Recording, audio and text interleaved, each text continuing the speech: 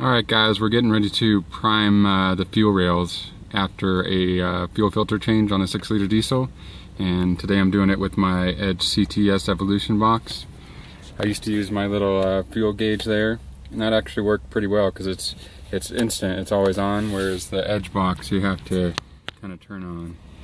It's not as easy to monitor stuff while you're cranking to start or pre-start with an Edge box. That's one of the downsides I've seen with the Edge box. I guess it's not that big of a deal, but when I'm used to my instant gauges over here, it is kind of a drag sometimes, especially when you want to troubleshoot a hard start, or you want to see your ICP while cranking. And as you can see, it does take a little while to load up. Alright, so you see down there on the bottom, that's my fuel pressure gauge, and it's actually not reading anything right now.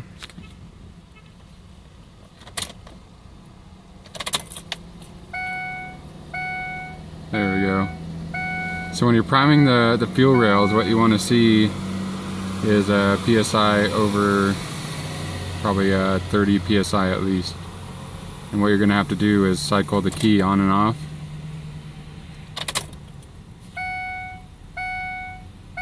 And basically you're purging all of the extra air out of the system. And it'll do it on its own, you just have to make sure you cycle the key on and off. And this is the #1 reason why you want a fuel pressure gauge.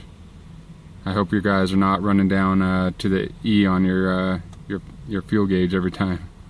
That's the only other reason you would want a fuel pressure gauge. Most of the time.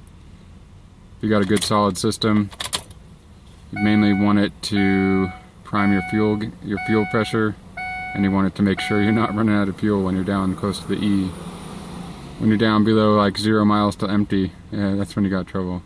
Alright, so that was what, 5 cranks there, or 5 key cycles, and now we're back up to 60 PSI. That's right where you want to be. I'll go ahead and do it one more time just for good measure.